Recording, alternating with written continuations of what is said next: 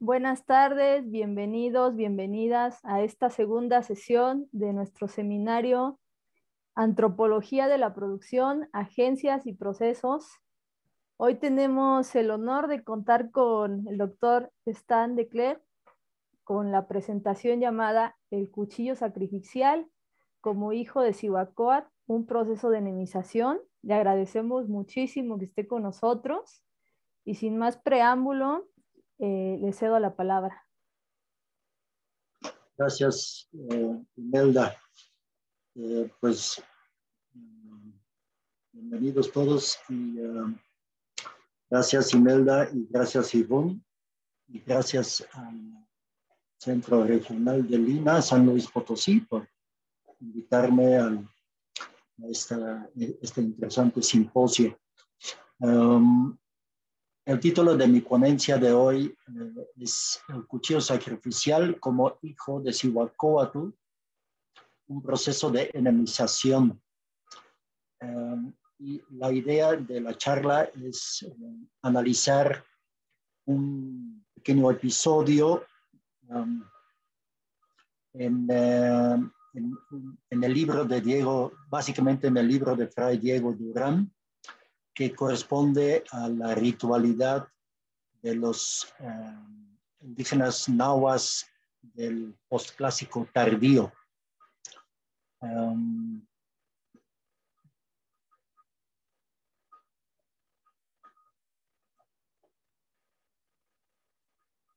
Se trata entonces en grandes líneas de la relación algo extraña entre una diosa del panteón de los antiguos nahuas que se llama Cihuacóatl, ¿no? La mujer serpiente, y la relación con su hijo, que en este caso tiene la presencia de un cuchillo, o es un cuchillo sacrificial.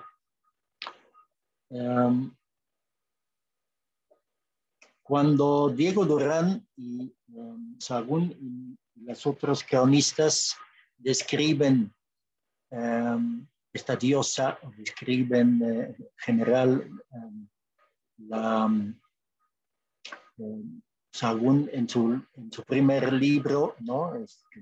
Describe las dioses más importantes.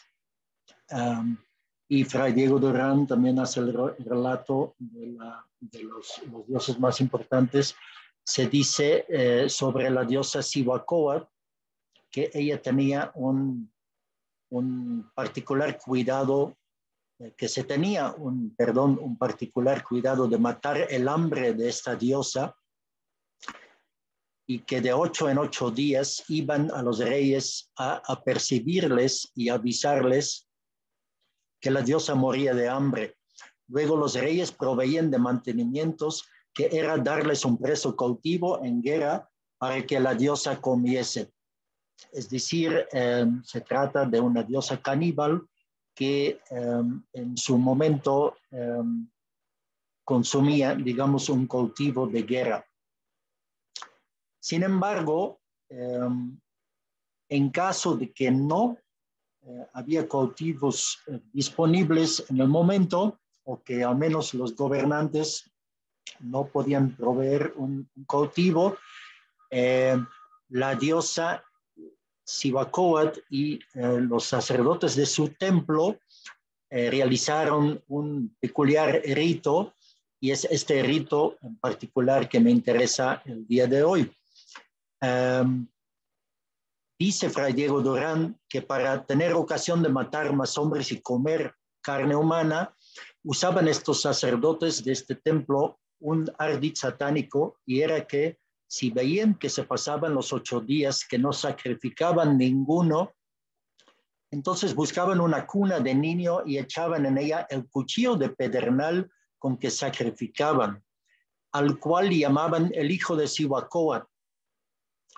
Cubríanlo con una manta y dábanlo a una india que llevase a aquella cuna a cuestas al mercado, y llegábase a la más principal mercadera que ahí había, y entregábale la cuna, rogándole le guardase aquella cuna con aquel niño hasta que ella volviese. La joyera se encargaba del niño y la otra se iba y no volvía más por la cuna. Como veía que se tardaba y que ya era hora de irse y que no había mamado todo el día, no lloraba ni chistaba, desenvolvía la cuna y hallaba en ella el cuchillo del sacrificio, hijo de Cihuacóatl. En viéndolo, echaba fama que la diosa había venido y aparecido en el tianguis y traído a su hijo para mostrar el hambre que tenía. Y los sacerdotes, en la ausencia del hijo cuchillo de su templo, mostraban lágrimas y sentimiento y decían que echaban de menos el cuchillo y iban por él, traíanlo con gran reverencia al templo. Este es el fragmento de Diego Durán, la descripción más detallada de este episodio. Sin embargo, tenemos en Sahagún un importante agregado y dice que traía una cuna, habla obviamente de la misma diosa, traía una cuna a cuestas como quien trae a su hijo en ella y poníase en el tianguis entre las otras mujeres. Miraban lo que estaba en ella y hallaban un pedernal como hierro de lanzón con que ellos mataban a los que sacrificaban. En este entendían que fue Cihuacóatl la que lo dejó ahí. Bien, entonces lo que vemos en el fragmento es, de manera resumida, es que se manda en algún momento un cuchillo sacrificial en una cuna a un mercado, ¿no?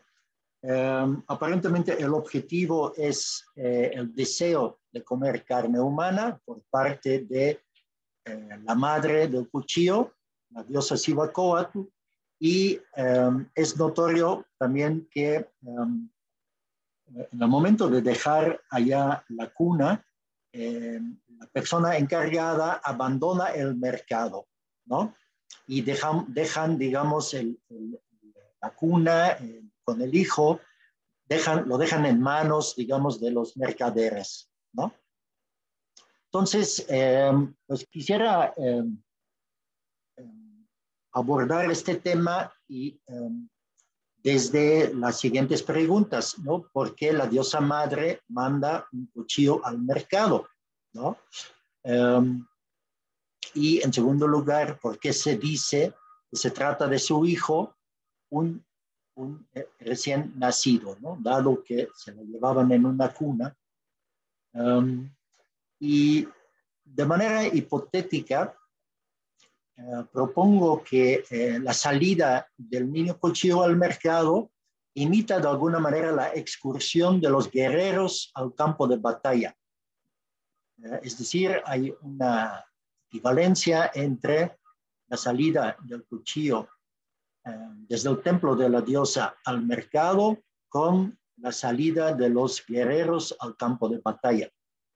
En segundo lugar, aparentemente también se trata de el abandono o la expulsión del hijo guerrero por parte de su madre con la finalidad de ser adaptado por una madre enemiga. Es lo que he definido como un proceso de enemización y es lo que vamos a digamos, elaborar aquí en más detalle. Toda la exposición cuenta con 4 pequeños capítulos. Veremos unos datos sobre la diosa, la mujer serpiente, después algo sobre el hijo cuchillo, algunas nociones sobre el mercado y finalmente un apartado sobre las víctimas, ¿no? Las víctimas, los cautivos de guerra que servían, digamos, para satisfacer el apetito de esta diosa.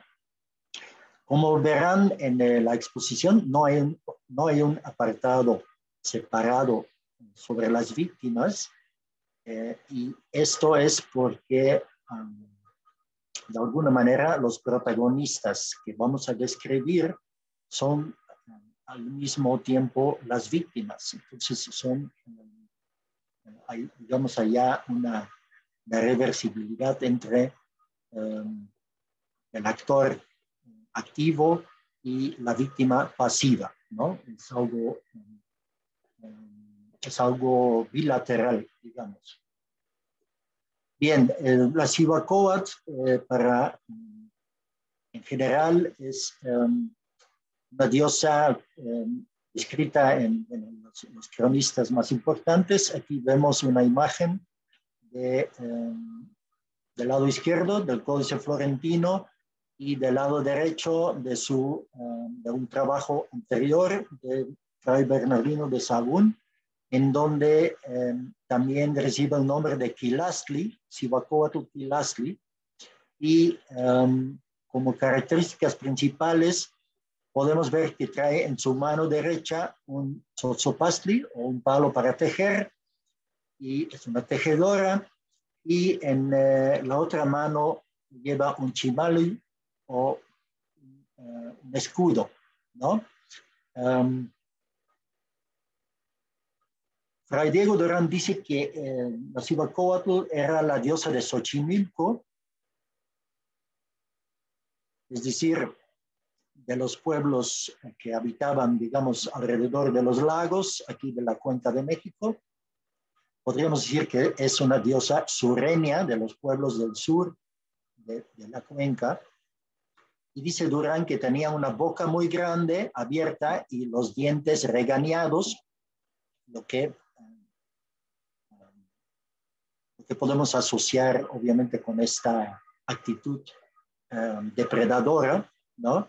Y su vestido básicamente era de color blanco, como podemos ver en la imagen. Su estatua se ubicaba en un templo que se llamaba Tlilan. Tlilan es una referencia a la oscuridad, a la negrura, y aparentemente se trataba de un templo bastante oscuro y de difícil acceso, y era la hermana de Huitzilopochtli. Curioso también es que tanto los sacerdotes de su templo como las estatuas dentro del templo recibían el mismo nombre, Tecuacuiltin. Y sabemos por Sahagún que la Cihuacóatl también era llamada Nuestra Madre Tonantzin. Un dato que llama la atención y que podemos asociar de alguna manera con el evento en el mercado es que aparentemente en la época colonial, durante la gobernatura de un señor con nombre Martín Ecatl, dice Sahagún que en algún momento en Tlatelolco aparece la diosa Cihuacóatl, y que de repente se comía un niño dentro de una cuna en Azcapotzalco. Es decir, no solamente vemos que ella manda a su hijo en busca, digamos, de comida, pero que al mismo tiempo este niño también lo vemos aquí desde la posición de presa. Entonces de ahí, como les acabo de decir, la doble posición siempre de los protagonistas, ¿no? Son tanto depredador como presa. Bien, sabemos por la historia de los mexicanos, por sus pinturas, que era llamada también la diosa del inframundo, pero la diosa del inframundo de Colhuacán. Eso es importante porque Colhuacán era pueblo vecino de Xochimilco. Vemos que también era diosa de Chalma. Entonces era una de las diosas principales de esta región sureña. Y esto es importante porque de alguna manera ella estas comunidades representan los pueblos locales, sedentarios, los agricultores que en algún momento van a recibir, al menos dentro de la historia, dentro de la mitología, en algún momento ellas reciben a los migrantes mexicas, ¿no? Aquí vemos otra vez esta doble posición, no solamente del cuchillo o del niño en la cuna, pero también de la misma diosa, porque en el canto de Cihuacóatl se señala que ella es también el siervo de Culhuacán. Esa referencia al venado,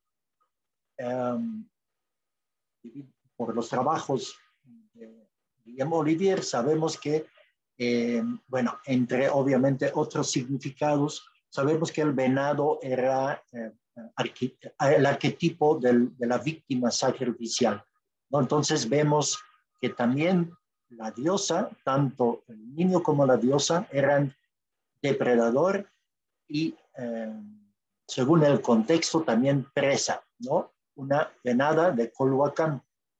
Sin embargo, en otros momentos se la vestía con plumas de águila, como pueden ver aquí en la imagen, en las dos imágenes inferiores, aquí con la boca descarnada, más bien como esta mujer, digamos, del inframundo, pero siempre con su escudo y con su arma de tejedora en la mano. Y aquí básicamente con los mismos atributos, pero muy, muy ataviado con plumas de águila, ¿no? Entonces,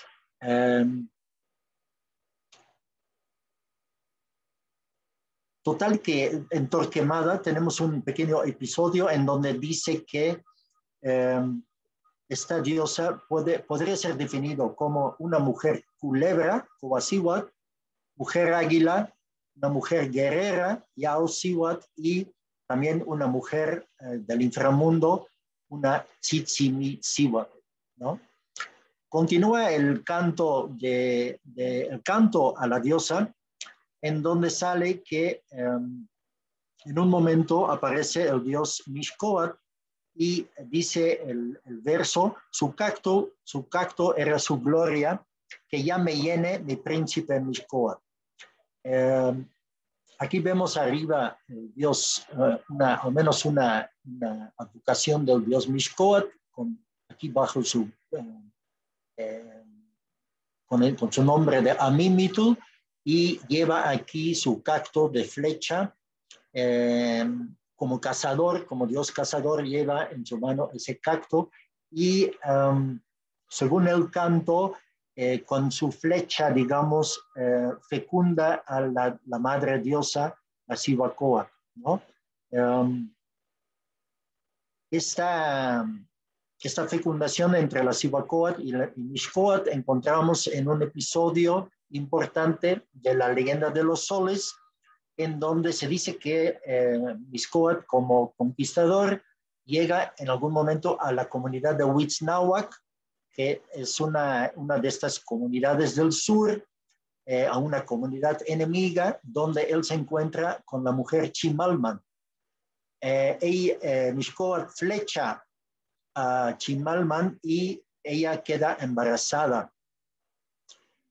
Poco tiempo después nace Seacatl Topiltzin Quetzalcoatl, ¿no? Su mamá fallece durante el parto, ¿no? Entonces se convierte en una mujer guerrera que también tendrá su lugar, digamos, en el viaje del sol, como sol de la tarde, y el semi-huérfano Seacatl es criado por la diosa Quilasli Cihuacóatl. Entonces vemos aquí como ella toma ese papel de madre que adapta a este niño, ¿no? Hay una pequeña, hay un detalle importante como complemento en la historia de Mexic, y es que dicen que el el niño Acatl, Quetzalcóatl, no era muy amado por parte de sus hermanos y ellos, digamos, de alguna manera lo expulsan o lo quieren expulsar o lo quieren, digamos, aislar de su relación con su padre y finalmente los hermanos, de hecho, asesinan al propio padre Mixcoac, por lo que posteriormente Quetzalcóatl tiene motivo de vengarse con sus hermanos enemigos, bueno, que en este momento se convierten en enemigos. Bien, estos son los datos que les quiero mencionar para la diosa. Vamos con el hijo, el hijo cuchillo, y vemos que en el mundo indígena hay varias representaciones de este cuchillo sacrificial de manera antropomorfizada, digamos, representado como persona, ¿no? Aquí vemos estos cuchillos famosos del Templo Mayor y en sílex del lado izquierda y del lado derecho en basalto, en una piedra enorme, donde vemos dos cuchillos viéndose el uno al otro y con faz, ¿no? Y al mismo tiempo formando un rostro también bidimensional, ¿no? Hay unos, bueno, hay muchos ejemplos más, obviamente, algunos muy ricamente ataviados. No sé si han visitado el Museo del Templo Mayor. Allá vemos algunos ejemplos de estos cuchillos con su totalidad, digamos, con todos sus materiales originales o cuasi originales.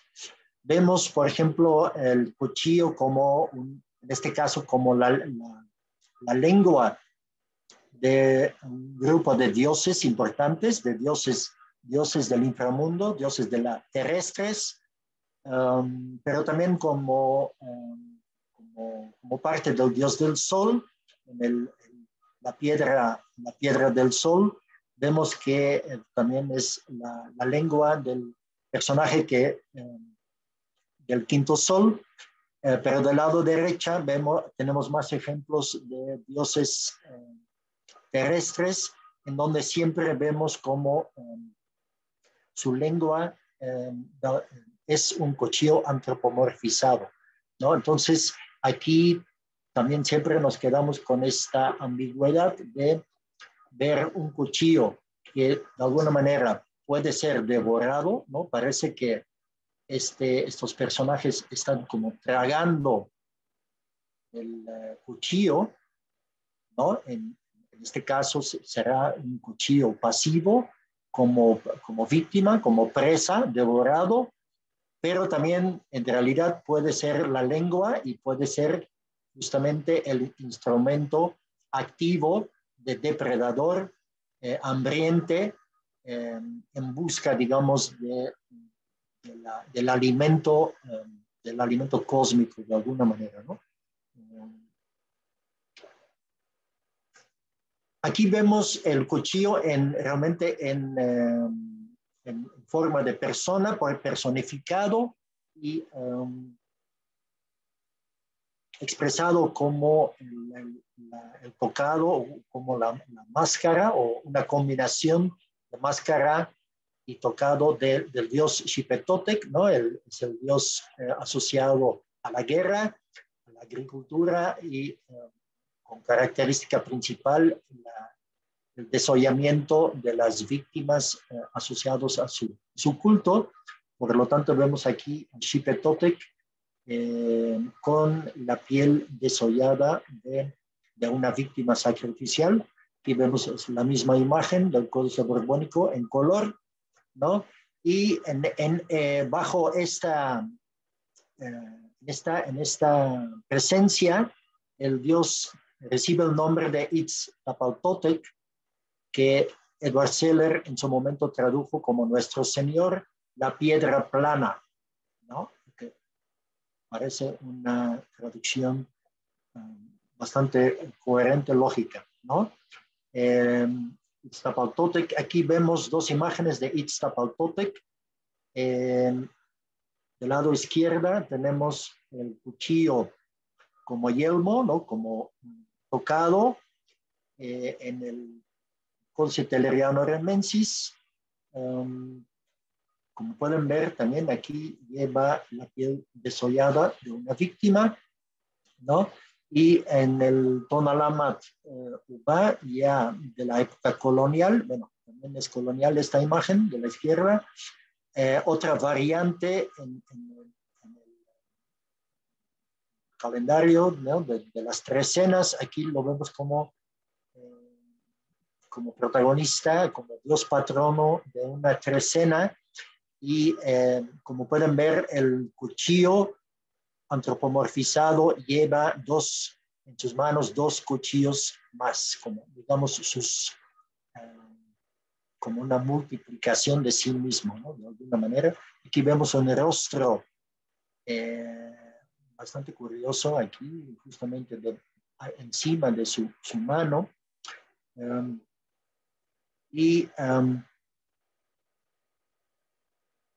Llama la atención que también como parte de su pintura corporal lleva estas rayas negras sobre el blanco, lo que nuevamente define a Itztapaltotec también como víctima sacrificial, ya que sabemos que estas rayas representan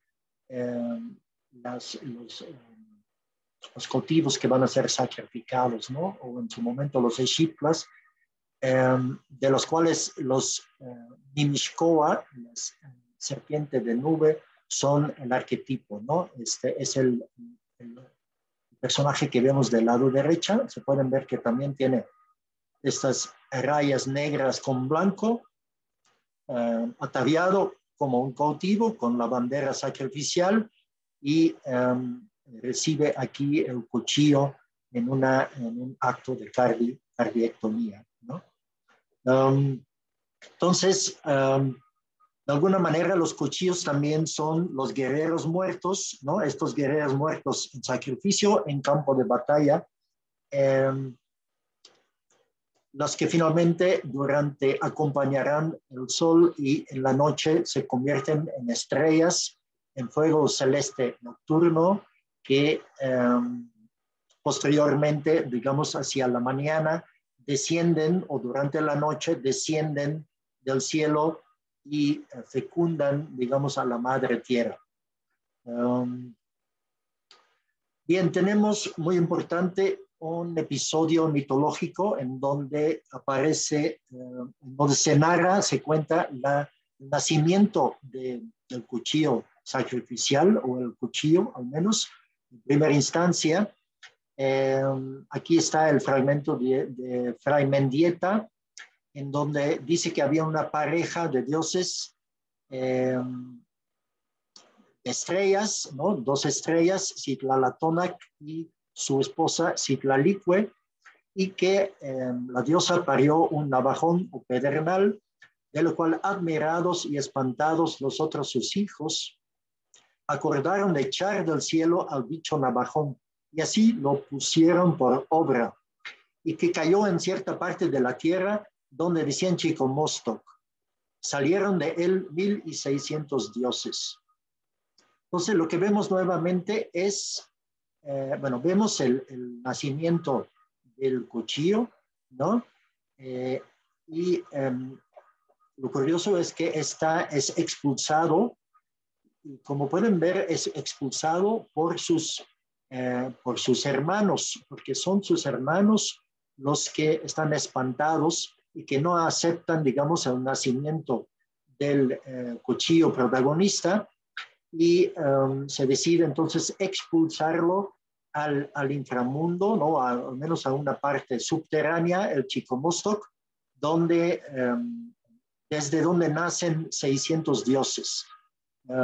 Entonces, nuevamente vemos este conflicto con sus hermanos, en este caso allá un nivel celeste, ¿no? Y su expulsión, digamos, a la tierra, ¿no? Desde allá nacen, desde este lugar nacen distintos dioses, y eso lo vemos, por ejemplo, también. Entonces aquí vemos cómo el cuchillo mismo se convierte también en procreador, ¿no? Aquí vemos, por ejemplo, el nacimiento de Quetzalcóatl, aquí con su barba, y está conectado, digamos, con este cuchillo de pedernal. Y entonces se trata, este es el códice Vinobonensis, se trata aquí del cuchillo como procreador de este dios Quetzalcóatl. Tenemos, por ejemplo, el famoso episodio también en la leyenda de los soles, donde dos mimixcoas están en una lucha con la diosa Itzpapalotl, la mariposa de obsidiana. En algún momento se logran capturar la diosa y quemarla, y a partir de su quema, de su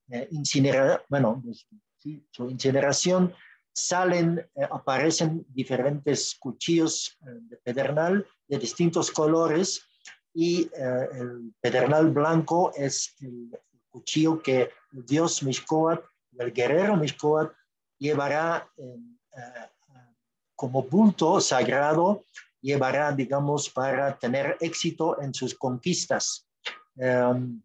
Entonces vemos también como aquí, a partir de la muerte de una diosa, se genera, digamos, una nueva vida en forma de un pedernal, de una piedra sacrificial. Aquí vemos del lado derecho dos imágenes del mapa de Clotinchan, con dos veces con un cuchillo de color blanco, aquí en un templo, en un edificio religioso, y aquí también en un contexto como Dios antropomorfizado, ¿no? Entonces, se puede decir que la producción de estos objetos siempre equivalía a un nacimiento, un verdadero nacimiento. Tenemos una muy linda descripción de Motolinía, en donde describe cómo la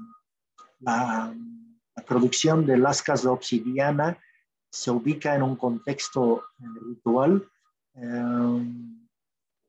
con ciertos cantos y con cierta ritualidad, como si fuera realmente un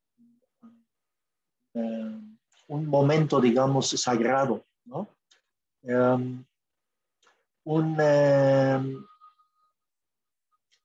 Me gustaría referir también al libro o al artículo de Johannes Neurath sobre justamente el nacimiento o el sacrificio de un cuchillo sacrificial, y su multiplicación a través del sacrificio, su propia multiplicación representado en el códice Borgia, ¿no? Es la lámina 32, como pueden ver aquí. Es un personaje con los rayos blanco-negro, como rojo, perdón. Es una víctima. Está en posición de parturiente, ¿sí? De parir, ¿no? Y, entonces está generando un nacimiento nuevo. Y como pueden ver, está decapitado, y desde la herida salen, digamos, aquí dos cuchillos nuevos con esta deidad aquí. Entonces, no voy a detenerme, pero como pueden ver, desde el cuerpo principal salen, digamos, nuevas figuras, nuevas formas, nuevas personas, nuevos cuchillos, ¿no? Entonces, Neurath justamente habla sobre la agentividad de los artefactos, ¿no?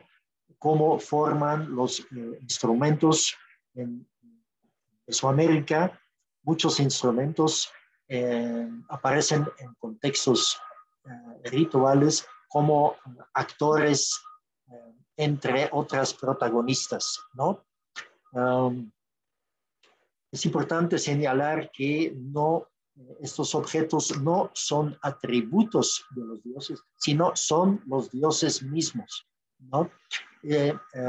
Esto es, digamos, una posición, que no todo el mundo, digamos, acepta. Por ejemplo, tenemos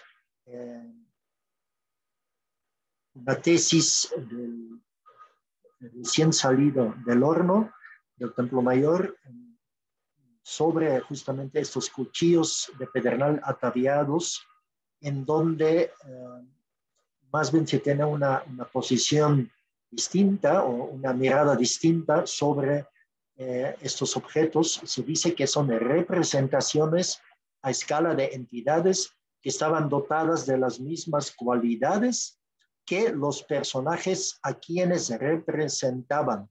Entonces, para algunos son objetos que representan otra cosa, mientras aquí en la posición de Neurath no son representaciones, son realmente los dioses mismos, ¿no? Bien, con respecto al cuchillo, sobre el mercado, muy breve, y aquí van a entender por qué comparo la salida del cuchillo con la salida de los guerreros al campo de batalla. En un famoso discurso, el consejero Tlacaelel, el consejero mexica, en algún momento hay una necesidad de aumentar la cantidad de víctimas sacrificiales, y en este momento el consejero propone abrir un mercado en donde acude nuestro Dios con su ejército a comprar víctimas y gente que coma, y que bien así como a boca de comal de por aquí cerca hay sus tortillas calientes cuando quisiere y se le antojare comer. Este tianguis, digo yo, Tlacaelel, que se ponga en Tlaxcala, Huejotzingo, Cholula, Atlisco, Tecuac y Tliliuquitepec, es decir, en las comunidades, en las fronteras con las comunidades enemigos. Se propone abrir un campo de batalla, descrito aquí, definido aquí como un tianguis donde se van a encontrar estos guerreros tortillas calientes, ¿no?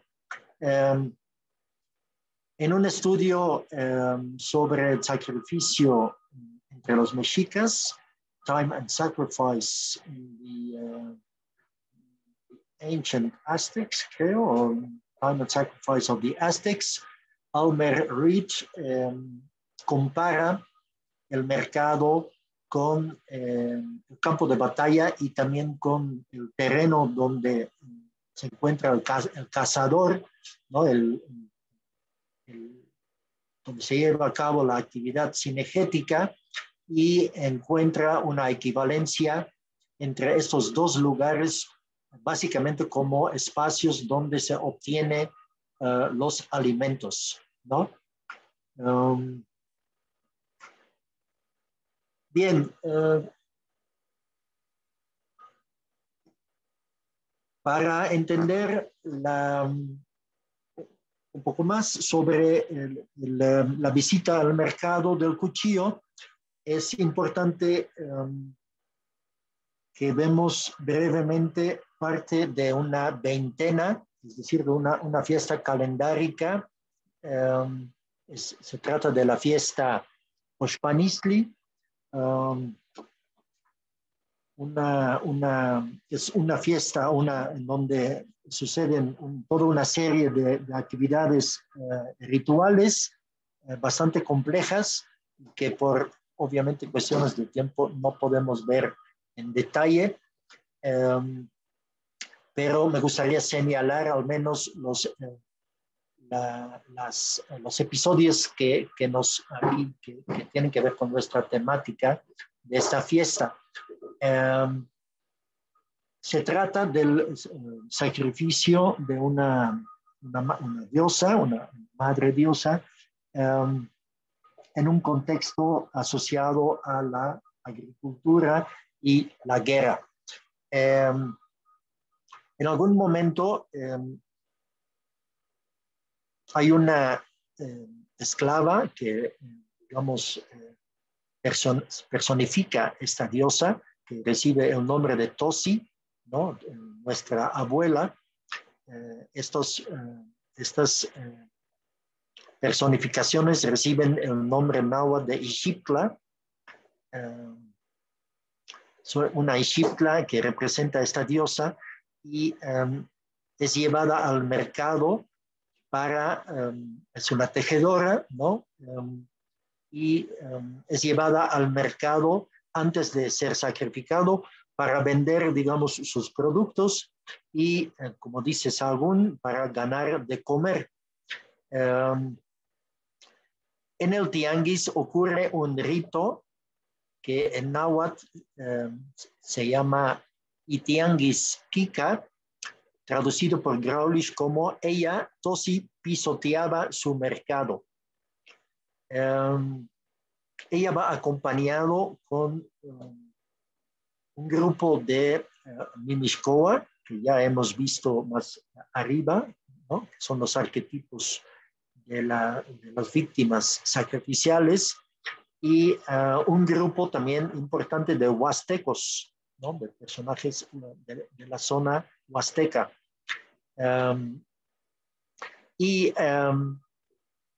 Antes de, en la noche, la misma noche, supuestamente la víctima debe de pasar la noche con se debe de acostar con el tlatoani,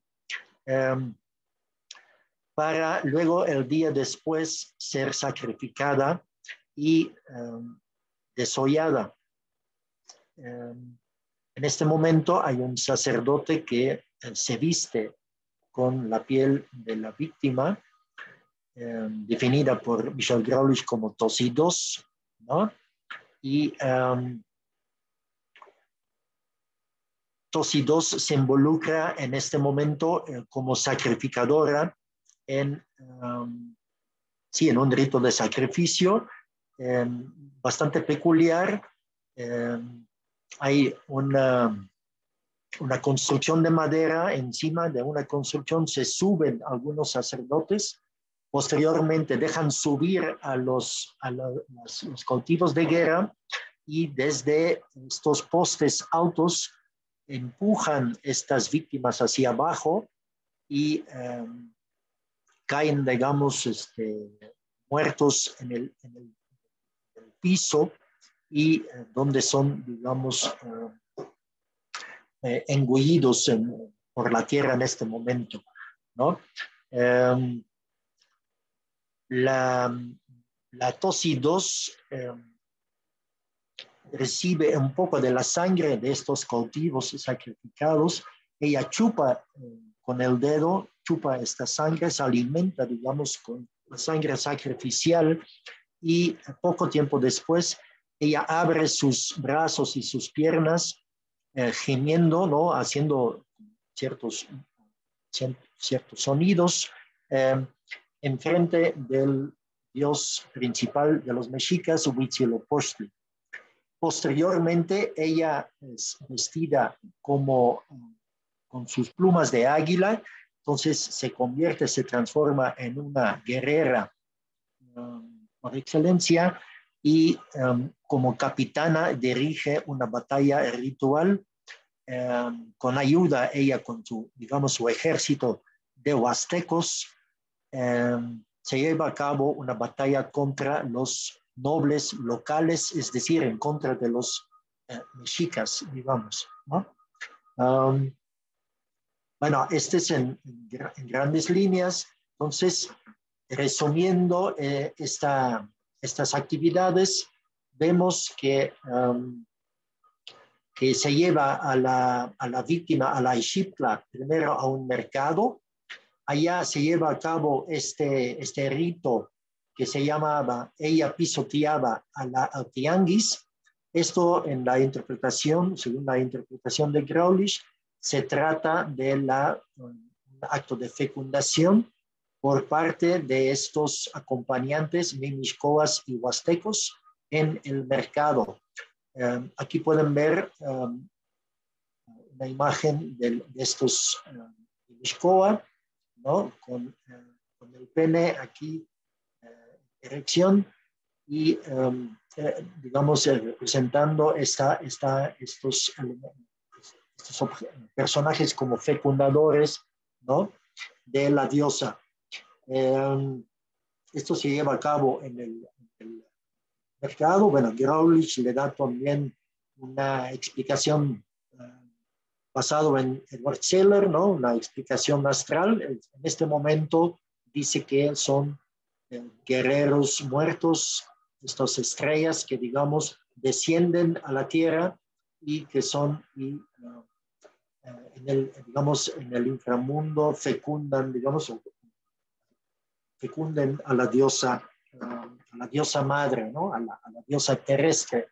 Y por eso, por lo tanto, en este momento Tosi pisa, digamos, a estas estrellas. Entonces, en lugar de sí, posteriormente, supuestamente se debe de acostar con el Tlatoani, un rito que no se lleva a cabo, pero que expresa, obviamente, también un acto de fecundación, ¿no? Como un matrimonio divino, ¿no? Entre esta diosa y el Tlatoani, pero en lugar de realmente acostarse, se decide sacrificarla y desollarla.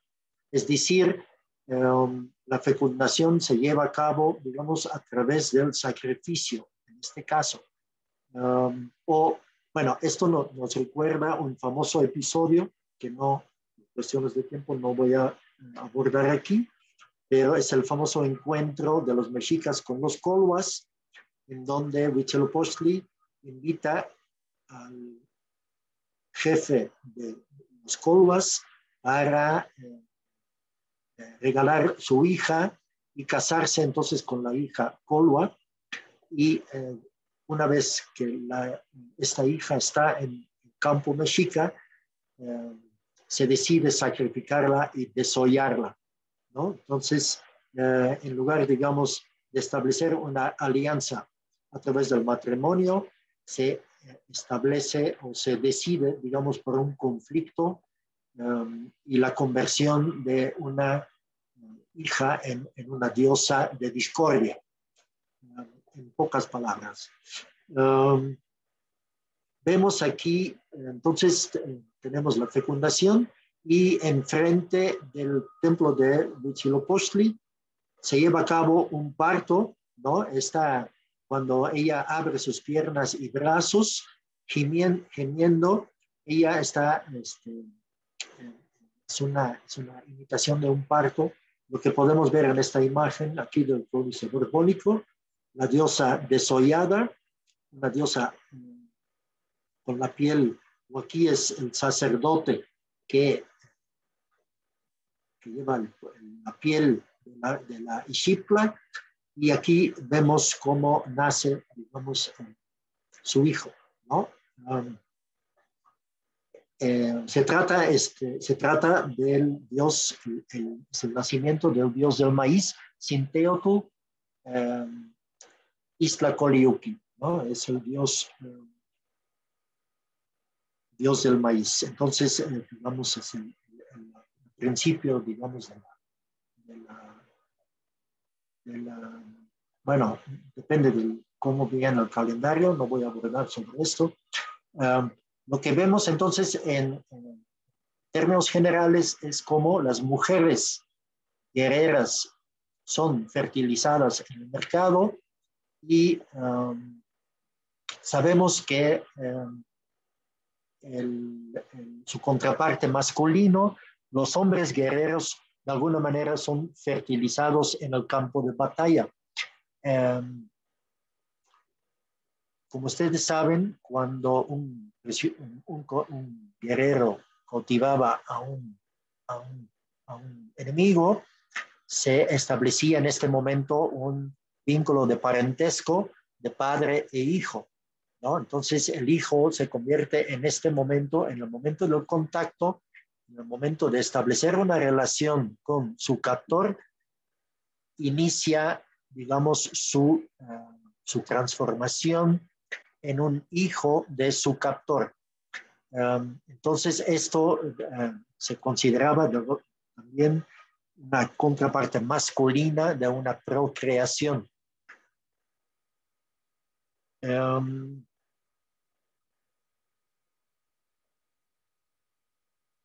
Aquí tenemos dos imágenes de un códice, de dos códices del grupo Borgia, que de alguna manera están asociados con el momento sacrificial de la fiesta de Oxpanistli, aunque las imágenes son de un contexto bastante distinto, ¿no? Tienen que ver aquí son imágenes del Tonalama, tienen que ver con adivinación, entonces no son imágenes que representan, digamos, esta fiesta de Oxpanistli, pero lo que vemos es justamente esta estructura de madera que les acabo de señalar, estos postes de madera, desde donde subían, digamos, los cautivos de guerra para luego empujarlos y sacrificarlos, ¿no? Estas imágenes, esta semejanza me fue proporcionado por la doctora Elena Mazzetto, en donde vemos aquí efectivamente del lado izquierda, en el códice Fejervari-Mayer, vemos a nuestra diosa protagonista con como tejedora, ¿no? Vemos sus usos de algodón y sus elementos lunares. Es una, bueno, podría ser una Tlazolteotl, Tosi, Cihuacóatl, etcétera, ¿no? Desnuda y con dos serpientes que alrededor de esta construcción sacrificial. Y lo curioso es que la contraparte de esta imagen, con la misma fecha calendárica, donde supuestamente encontraríamos la misma imagen en el códice, un códice, digamos, un primo del Fejervari-Mayer, es este Vaticano B, vemos de manera curiosa e interesante la aparición o la presencia aquí de un enorme cuchillo sacrificial, podríamos decir Itzapaltotec, ¿no? También con pintado de víctima, con sus rayos blancos y rojos, y está claramente debajo del andamio de madera, ¿no? Y vemos las dos serpientes también, como acá, y vemos cómo posiblemente aquí hay una víctima humana empujada posiblemente desde arriba, y abajo vemos como el cuchillo recibe o devora, digamos, la víctima sacrificial, ¿no? Entonces es muy curioso que encontramos estos elementos que aparecen en una veintena, que los encontramos fragmentados, pero claramente asociados en estos calendarios de adivinatorios. Bueno, ¿qué podemos decir sobre, ya para irnos, digamos, a las conclusiones? Un par de datos generales sobre esta relación madre-hija, ¿no? Aquí quisiera señalar un par de ideas de Viveiros de Castro, ¿no? Donde sobre, digamos, las nociones de parentesco en el mundo amerindio, en donde en realidad se discute sobre qué es parentesco para los indígenas y donde se intenta de ampliar, digamos, esta noción de parentesco y definirlo como una teoría general de relacionalidad, ¿no? En con esta noción o en este contexto, se considera que el parentesco siempre es algo construido y no es algo dado. Digamos, dentro de una teoría general de afinidad, se considera que cada otro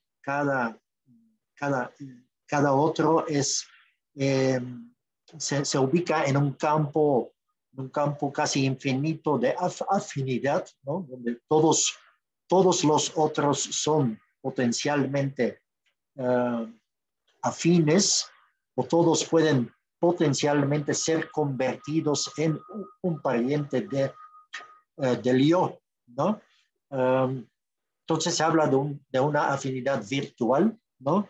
Donde en realidad lo que se hace es extraer parientes desde esta afinidad se extrae, digamos, afines para convertirlos en consanguíneos o en realmente parientes cercanos, ¿no? Esta construcción de parentesco, básicamente a través de la construcción de cuerpos personas.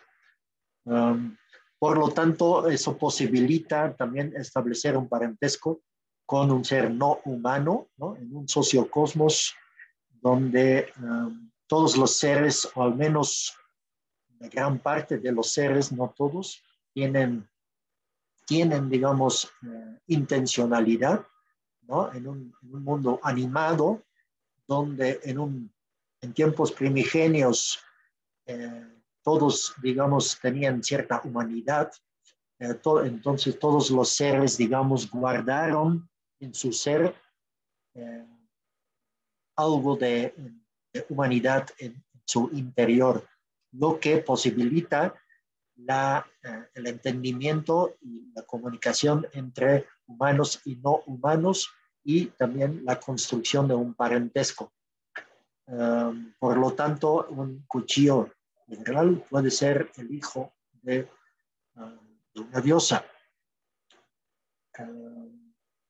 Entonces, para concluir, solamente dos esquemas, digamos, no son para nada esquemas definitivas, tienen como carácter de esquema de trabajo, ¿no? Donde vemos los dos campos, ¿no? Digamos, dando una explicación de relacionalidad entre estos distintos protagonistas. Vemos entonces el campo de nosotros y el campo de los otros, en donde en realidad hay siempre los mismos elementos, los mismos personajes, solamente que unos son en algún momento, según el contexto, son los predadores, los cazadores, los consumidores, y los otros en un contexto dado son víctimas, son presas, son digamos, los devorados, ¿no? Pero es siempre una posición que puede variar según el contexto, ¿no? Es una relación bilateral. Yo lo llamo, para expresar esta idea, utilizo esta noción de Alvarado de Sosomo, que decía: el sol comía de ambos ejércitos, ¿no? O sea, un día yo soy el que devora, mañana seré el que es devorado, ¿no? Bien.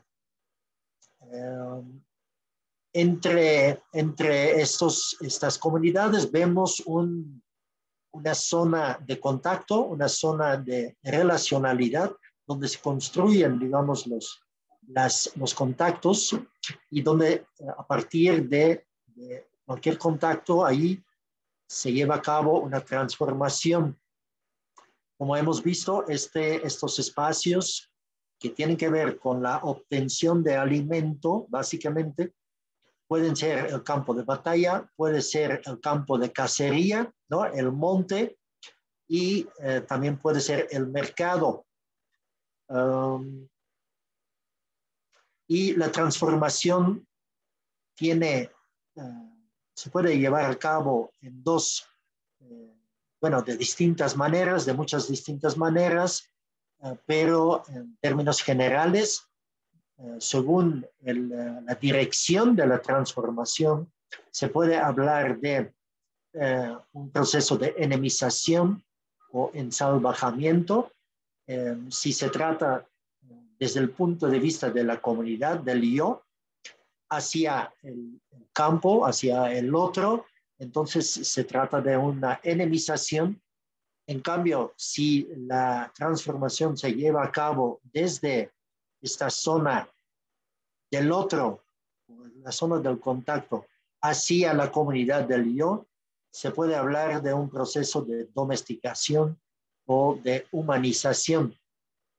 En nuestro caso, vemos entonces que tenemos la zona fronteriza, ¿no? Es donde hemos visto dos actividades principales. Esta zona fronteriza o la zona de contacto es el lugar de fecundación o el lugar de depredación, ¿no?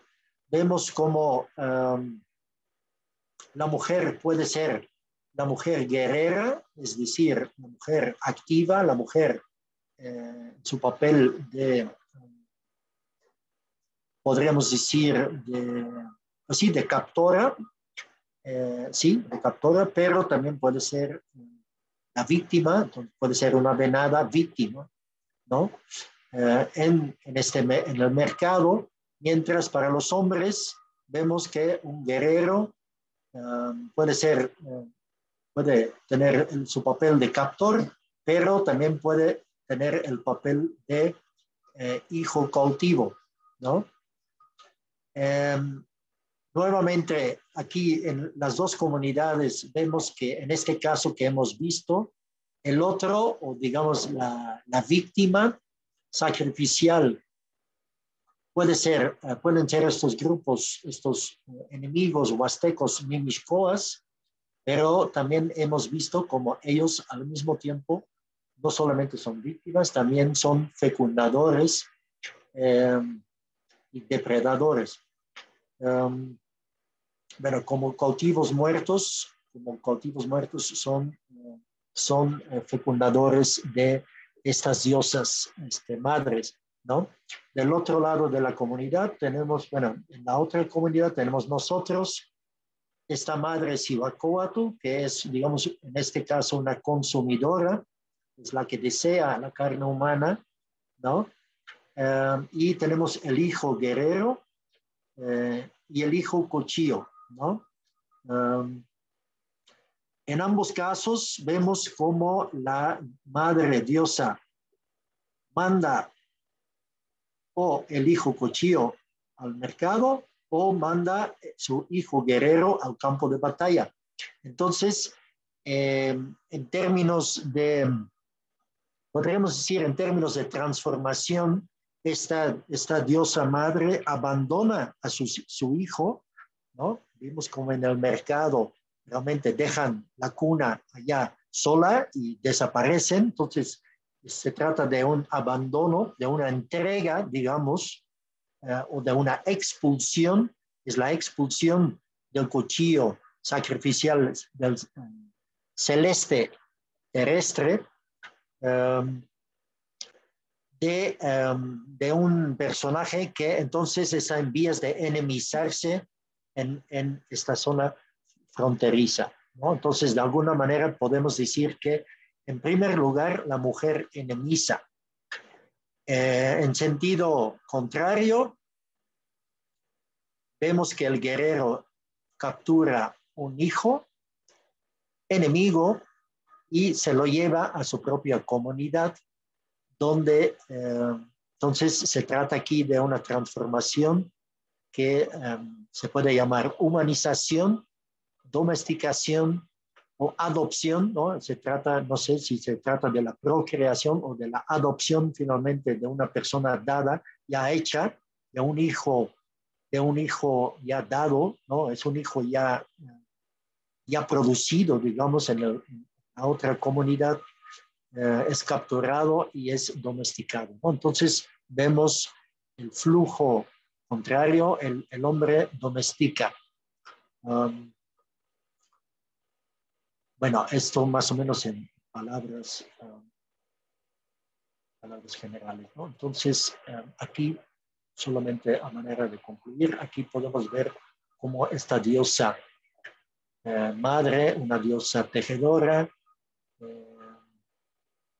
armada, ¿no? Con sus flechas, guerrera, lleva en sus manos un cautivo, ¿no? Tiene los brazos amarrados, está agarrando el pelo, ¿no? El signo Mesoamérica de la captura, y parece ser como una especie de hijito, ¿no?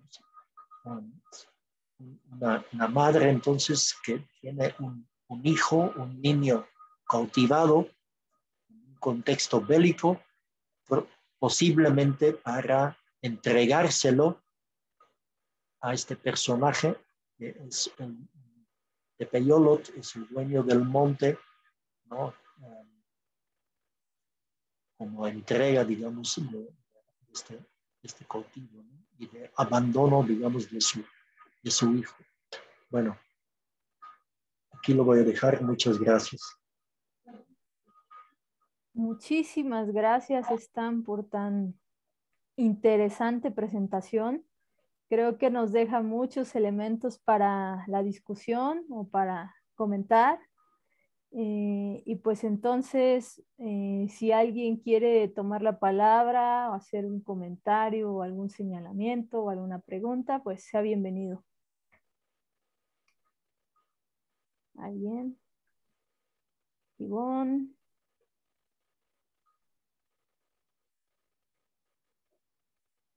Perdón, el flujo de información y datos.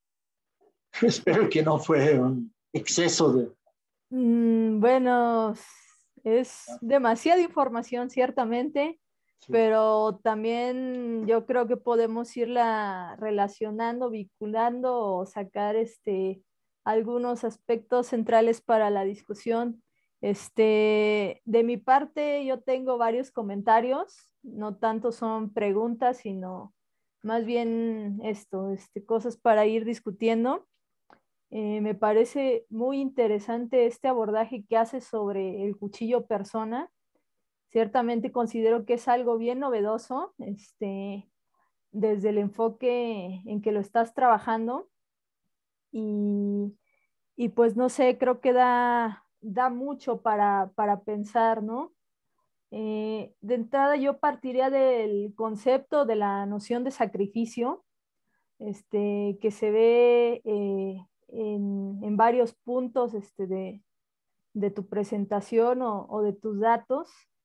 Y en primer lugar, pues no sé, me surge si desde tu punto de vista, como lo ves, el sacrificio como acto, como evento, es lo que da lugar, en este caso del cuchillo para la multiplicación de perspectivas. Si es el sacrificio, este evento con el que podemos partir de cómo se multiplican, no sé si perspectivas o posiciones del cuchillo, ¿no? Porque creo que no es tanto, no estamos hablando de inversiones de perspectivas, es decir, de cautivo presa ni nada de eso, sino de relaciones, ¿no? O sea, dependiendo del contexto es cautivo y en otro contexto puede ser como el guerrero que sacrifica, ¿no? Y entonces eso no es una inversión que va de pues de un punto a otro, ¿no? Sino más bien hablando de multiplicación de perspectivas, tendríamos que ver esta relacionalidad con la que cierras, para ver cuándo se trata de una cosa y cuándo se trata de otra, y eso lo vuelve más complejo aún, pienso. Eso es uno. Otro punto en donde salta a la vista el sacrificio, bueno, en varias partes, pero es como un concepto de fecundación, ¿no? Al final, cuando hablas esta de la diosa Tosi, que es fecundada, y entonces vemos que el sacrificio adquiere como múltiples connotaciones, ¿no? No solo es una cosa, sino que puede ser, está relacionado, vinculado con muchos campos, dependiendo de la situación en la que ocurra, y entonces tenemos que no es un concepto plano, ¿no? De definición unilineal, sino que necesita ser problematizado. Y eso es lo que siento que nos presentas. Otro punto interesante es sobre el término Ixiptla, ¿no? Este ha sido como bastante discutido y en algunas obras incluso o autores le dicen que el Ixiptla es la representación de, y en lo que veo que tú nos presentas matizas, no utilizas qué es la representación de, más bien hablas de personificación de, y eso cambia, ¿no? O sea, cambia un poco el sentido de las cosas, porque si vemos que, pues, Ixiptla de la diosa Toshi es llevada al mercado, nos dices, para vender sus productos, no la está representando, la está personificando. Y esto da Sí, cabida para decir, pues, que incluso se transforma en ella, ¿no? Eh, y eso también es algo relevante de destacar en tus aportaciones. No sé si me quieras decir algo ahorita, porque tengo más comentarios. sí, bueno, sí, Va. tal vez. Bueno, si otras, los demás también quieren intervenir, pues adelante. Pues son, No, ya, sí, Ivonne. no, esperaría un poquito. A mí, justo ahorita, lo que Imelda comenta, pero bueno, para mí son como dos puntos. Me llama mucho la atención este planteamiento o este replanteamiento que se hace del espacio del tianguis. Bueno, como arqueóloga lo pienso, ¿no? O sea, Ajá, este lugar que deja, que más bien que se convierte en el lugar de la presencia, o así lo entendí, quiero ver ahí si es lo correcto, la presencia del otro, ese lugar en donde es el espacio más bien propio de la otredad, ¿no? Ese espacio como liminal que tú comentabas, ¿no? El tianguis ocuparía este lugar central y es de interés en la medida en que también va a ser el espacio en donde muchos de los bienes foráneos a un asentamiento se van o los vas a encontrar, ¿no? Pero a mí me parece muy, muy interesante esta reflexión o este posicionamiento que haces con respecto al tianguis, ¿no? Que se convierte en ese campo de batalla, es decir, de este espacio en donde se adquieren o se da la posibilidad de adquirir otros, ¿no? ajá, Este vínculo con la otredad. Y otra cosa que también me parece muy interesante es esta idea del sacrificio, que ya la habíamos tenido un poco en Vogue, ¿no? Esta idea de las velas como las tortillas de, ¿no? Y que lo vuelve a aparecer aquí contigo en el asunto de los sacrificados, ¿no? Que son las tortillas, lo citabas en una de estas referencias, no recuerdo si era Mendieta o quién, ¿no? Que bueno, es que va el dios, en este es donde aparece, eh, ay, se me olvidó el nombre. Huitzilopochtli. Sí, ajá, que dicen, es que es el lugar en donde va el dios con su ejército a Ajá, comprar tortillas para el alimento, ¿no? ajá, Eso me parece muy, muy interesante porque volvemos a encontrar esta situación, incluso de un tema que, bueno, me gustaría también que se tratara un poco, el asunto de la comensalidad, ¿no? La comensalidad como esta posibilidad de la adquisición de otros, ¿no? Tal parecería, de la incorporación de otros, no sé, ahí, pues bueno, me comentarás hasta. Y justo esto para cerrar, esto que comenta Imelda, del sacrificio como la multiplicación de las perspectivas, yo pensaría un poco más el sacrificio, pero bueno, me tiene aquí como un poco de ruido, pensaría un poco más el sacrificio, más que como la multiplicación de las perspectivas, como el cambio de la perspectiva, ¿no? Esa transformación, el que es la diosa Tosi, pero que forma parte del yo, al momento de que es sacrificada, hay un cambio al mundo del otro, ¿no? Entonces, es como, para mí sería como este estado, este cambio de perspectiva, ¿no?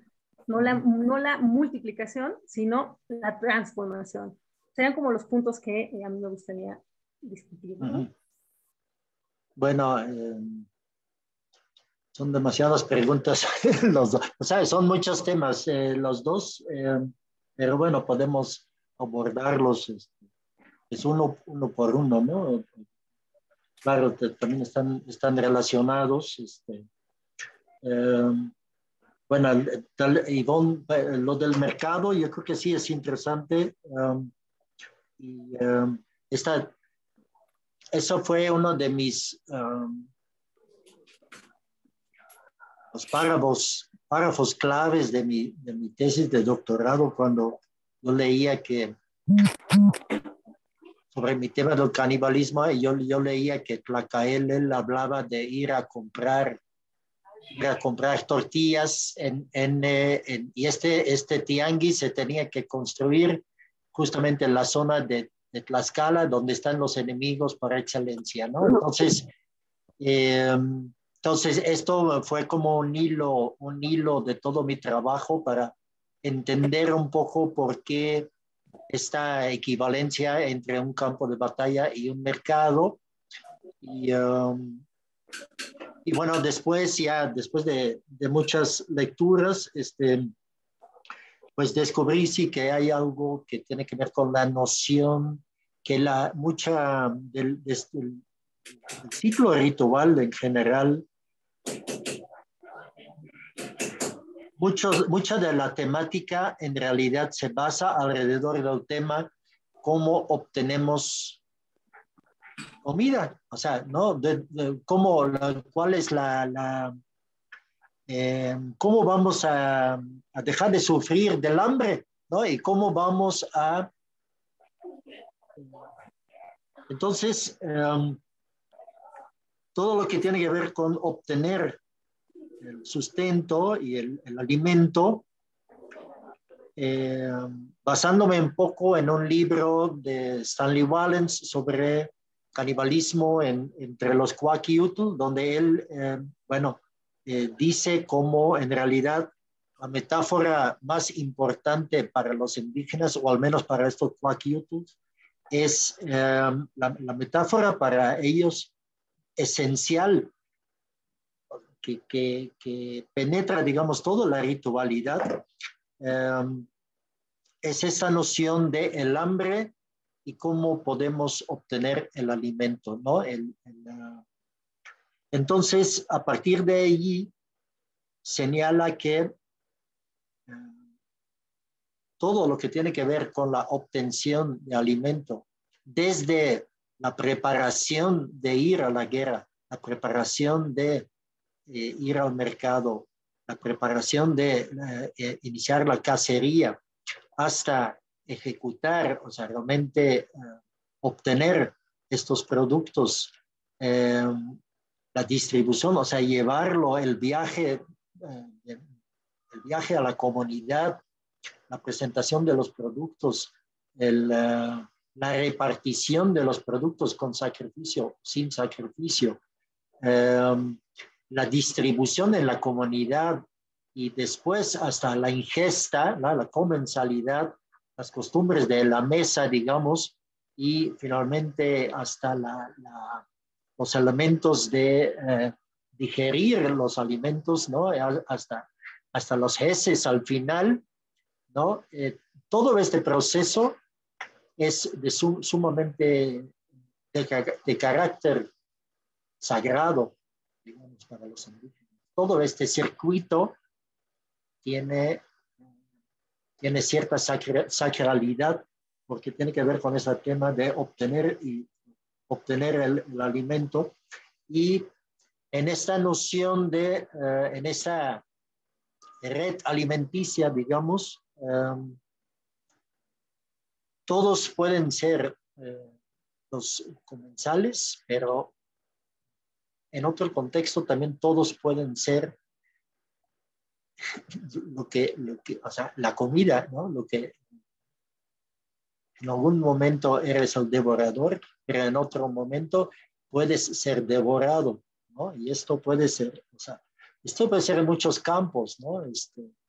También se amplía, no solamente se limita al campo de la obtención de alimentos. Se nota que esta relación de ingesta finalmente se amplía también en otros campos de establecer contactos con otros mundos, ¿no? Por ejemplo, en el mundo del mundo médico, en el mundo de las enfermedades, los indígenas consideran que cada enfermedad de alguna manera tiene que ver con una porción de su ser que es consumido por otras entidades, ¿no? Entonces, bueno, para no alargarnos en este sentido, y nos quedamos aquí con la obtención de la comida, esto me llamó la atención. Y por otra pista para pensar en la noción del mercado era la idea muy excepcional, casi en América, bueno, hasta donde yo sé, es el privilegio de los mercaderes aztecas de también el privilegio de poder comer carne humana. Hay una descripción en Sahagún bastante detallado sobre estas fiestas de los mercaderes que organizan estos banquetes enormes, ¿no? En donde había un intercambio de productos de lujo tremendo y que finalmente ellos también al final tienen ese privilegio de consumir. No consumían un cautivo, ellos consumían realmente ishiplas, o sea, imágenes de dioses. Eran esclavos comprados, ¿no? O sea, y se trata solamente de comerciantes a larga distancia, aparentemente. No creo, o sea, no se trata del pequeño comerciante que vendía sus cazuelas en Tlatelolco, pero realmente de gente que se habían ganado un prestigio en el mundo de la nobleza de la Triple Alianza, justamente por el tipo de productos que ellos adquirían en sus viajes hacia el sur del país, hacia Chiapas, Guatemala, por otra parte hacia el norte de México. O sea, estas expediciones son realmente descritas también como casi semiguerras, ¿no? Porque son tan peligrosos que constantemente implican también la noción de podemos ser atacados, y iban disfrazados, iban escondidos. O sea, estas expediciones comerciales eran aparentemente tremendamente peligrosos, y por esta valentía, bueno, al menos es una propuesta, es algo que yo propongo, es por esta valentía, digamos, de traer estos productos otros exóticos, que también no son productos X. O sea, estas piedras verdes, estas turquesas, estas pieles, todos estos productos también son productos animados, ¿no? Entonces, estos mercaderes traen una mercancía que ayudará a transformar la identidad de los nobles que van a poder aprovechar de esta mercancía en su formación como persona. Entonces, llega un momento que ellos también pueden comer carne humana, lo que normalmente es un privilegio solamente para los guerreros. Y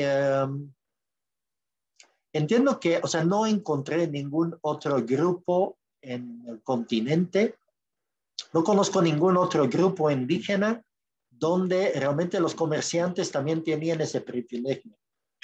Y entonces, a partir de ahí también empecé un poco a pensar en, oye, pero qué onda con esto del mercado y los mercaderes, ¿no? Y cómo es posible que ellos habían adquirido este prestigio en una sociedad en realidad de guerreros, para poder también comprar un esclavo, porque obviamente también ellos tenían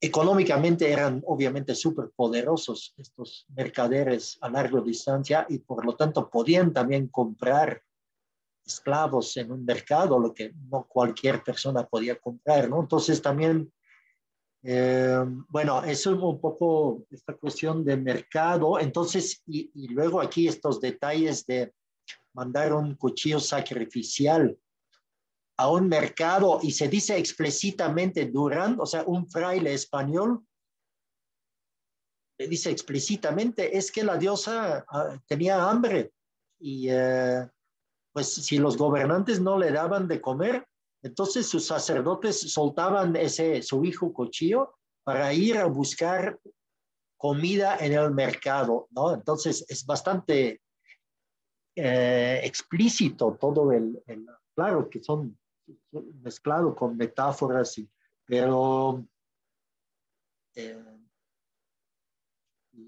bueno, entonces creo que es interesante esta noción también. Yo creo que también para arqueólogos lo he pensado mucho porque hay mucha contexto, hay mucha producción de textos sobre el intercambio y sobre el comercio en contextos arqueológicos, ¿no? Y siempre se habla sobre pues, no sé, los mercaderes de Tikal se encontraban con los de Palenque y intercambiaban, pero muy raras veces hablan sobre, por ejemplo, esta noción de lo animado de los productos, ¿no? Esto que es algo que hay mucho que explorar allá y también, o sea, esto, por ejemplo, se ve en todos los productos que se encuentran en el Templo Mayor, que en realidad vienen de intercambios con Veracruz, ¿no? Con el mar de Cortés, luego con el mar Atlántico. Bueno, creo que allá hay mucho que investigar sobre los mercaderes también como depredadores de alguna manera, ¿no? Ellos van a cautivar estos productos de alguna manera, ¿no? Y bueno, esto, yo creo que por el mercado, lo que dices, bueno, Imelda, lo del Ixipla, es efectivamente un concepto complejo, ¿no? Porque, es un concepto estudiado ya desde los años 50, ¿no? Hay un primer estudio muy importante de un investigador que me vas a perdonar, pero no sé cómo pronunciar su apellido, pero es algo como Herlich. Bueno, mejor ni lo digo para no caer aquí pero él tiene, desde allá, desde los 50, se ha escrito mucho sobre esto. También es un tema, yo creo que de filólogos, ¿no? Porque también el aspecto lingüístico allá es muy importante. Bueno, López Austin obviamente lo ha estudiado y muchos otros, y tiene que ver con un fenómeno tan peculiar que es el desollamiento de personas, ¿no? Bueno, no solamente, perdón, aquí ya me voy a las víctimas de Xipetotec, pero en realidad es esta idea de la noción general de imagen de un doble de, pero también es como el ropaje de, ¿no? O el que se presenta como, pero yo creo que esa observación de la no representación me parece muy importante, me parece muy notorio y también parece también indicar claramente dos posiciones teóricas distintas. Al menos lo que, por ejemplo, aprendí de los textos de Johannes Neurath es que él habla, aquí lo busqué, él habla de la presentificación en lugar de la representación, ¿no? Entonces, con esta idea de que realmente, o sea, la presentación es algo que más bien viene dentro, que cabe dentro del pensamiento tal vez más occidental, donde del arte o los atributos, donde los objetos, los elementos iconográficos representan una parte de, ¿no?, un ser o un personaje o un protagonista o de un paisaje, pero dentro del pensamiento indígena no son, o sea, sí, no son representaciones, son seres vivos. Es una diferencia sutil, ¿no? Es como si tú puedes realmente, digamos, se habla de las estatuas alrededor de los templos, cuando en el momento de que reciben la sangre sacrificial, ellos son los dioses, ¿no? Ellos en este momento renacen, digamos, al recibir el alimento, renacen y son presentes en este momento, ¿no? Entonces, por eso también tienen, por ejemplo, iconografía en las partes inferiores, ¿no? Estas estatuas son partes que no son visibles. Entonces, no es algo que debe de ser visto, no es algo que debe de representar. Es un ser. Pero bueno, yo lo estoy presentando aquí de una manera, yo creo que un poco burdo, porque tiene. Pero sí, lo de los Xiplas es. Yo más bien voy a esta noción de que son los seres, ¿no?, en el momento, ¿no? Claro, son tan los dioses que son sujetos aparentescos, ¿no? Como lo muestras al final. Sí, ajá. Y Y- pueden ser a veces como, a veces se puede representar el cuchillo, pero en realidad se ve la imagen del cuchillo, pero eh, puede representar la diosa en su totalidad, ¿no? También es posible, ¿no? Como para no representar todo, para no ver toda la imagen, solamente se muestra una parte pero se nota que es la totalidad, ¿no?, del ser. sí, sí, sí, como esta teoría del índice, ¿no? Es solo el índice lo que evoca toda la parte, de la agentividad y estas cosas, ¿no? Y por ejemplo, Ruiz Alarcón, ¿no?, queda claro sobre lo vivo de la hacha, ¿no?, donde habla sobre las hachas que en realidad reciben el mismo nombre, ¿no?, como el sacerdote, ¿no? Son tlamacasqui, tlamacasqui es un término que ha sido estudiado por Mikulska y por José Contel. Es el nombre normalmente de los sacerdotes, pero en realidad se refiere a toda entidad que tiene una potencia o que tiene una fuerza especial. Y entonces allá se va de lo humano a lo no humano, etc. Y allá por eso dice Ruiz de Alarcón que también la hacha es Tlamacasqui, ¿no? Entonces ahí se confunden.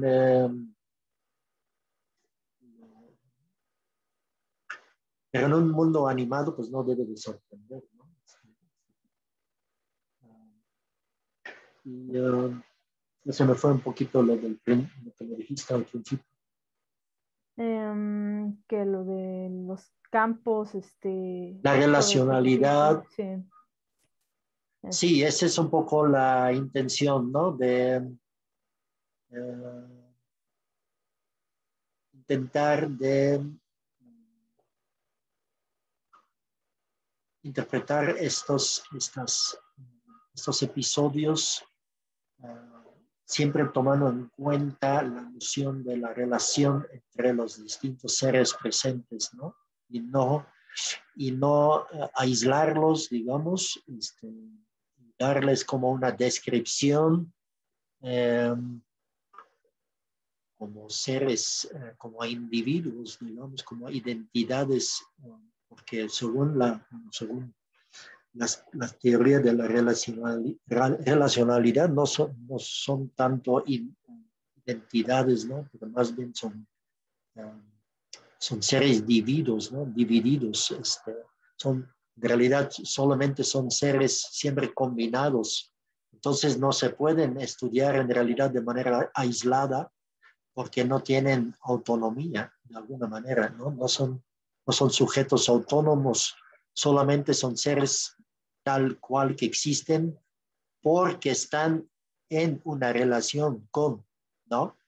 Y, entonces esto nos lleva como a un ejercicio para mí, ¿no? que es muy interesante,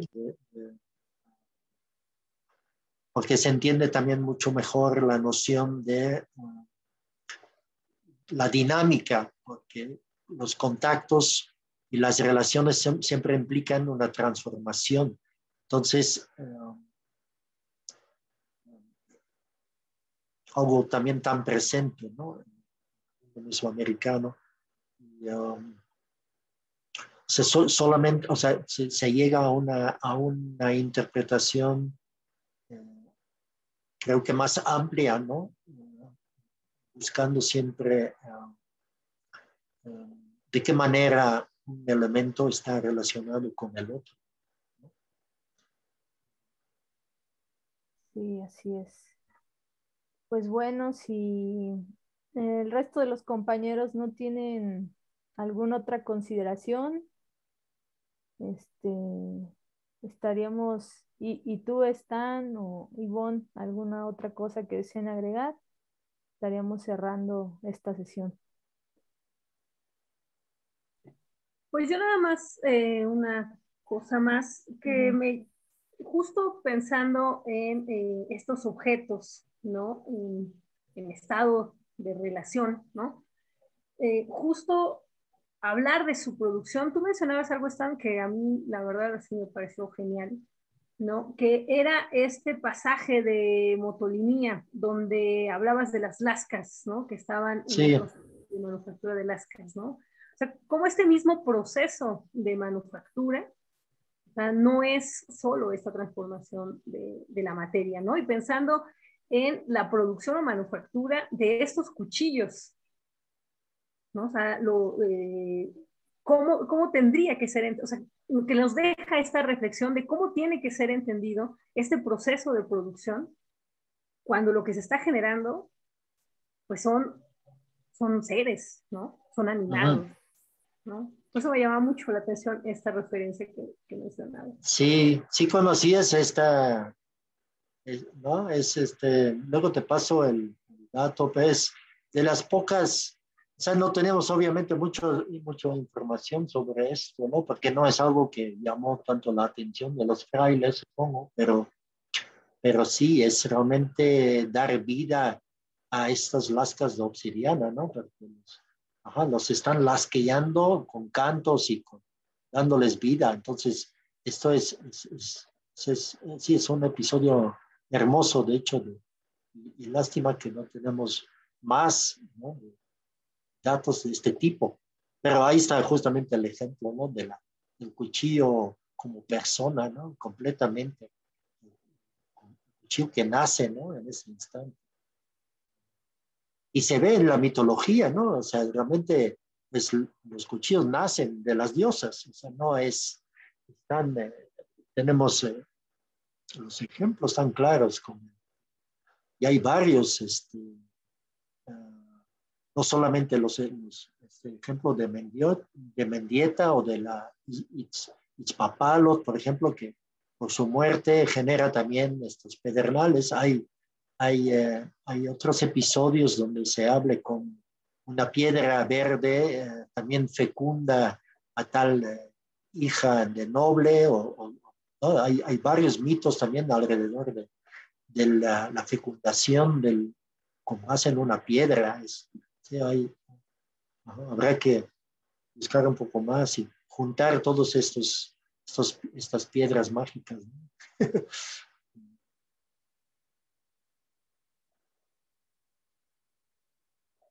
Perfecto. Bueno, aquí a nuestro compañero Ricardo tuvo un problema técnico, pero solo le resta, me comenta por mensaje, agradecerte y agradecer la propuesta de análisis que tienes para el asunto de los personajes alimento, como él los llama, que yo creo que sí, es algo muy novedoso para pensar, ¿no? No solo como los objetos, persona, que es algo que ya se ha estado estudiando, sino pensar en estos objetos que cómo devienen en comida, ¿no? Como tú dices, hay una problemática central de todo esto, que es, y en muchas de las sociedades, una problemática que atraviesa el pensamiento pues, pues de muchas culturas, ¿no? ¿Cómo obtenemos el alimento?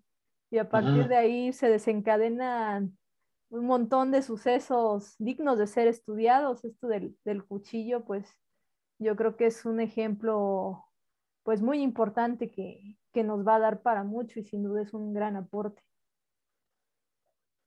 Y pues bueno, si no hay otra cosa, pues a nombre del Centro INA San Luis Potosí, está la arqueóloga Ivonne Pérez, su servidor Imelda Aguirre, les agradecemos que nos hayan escuchado y esperamos contar con su asistencia para nuestra próxima sesión.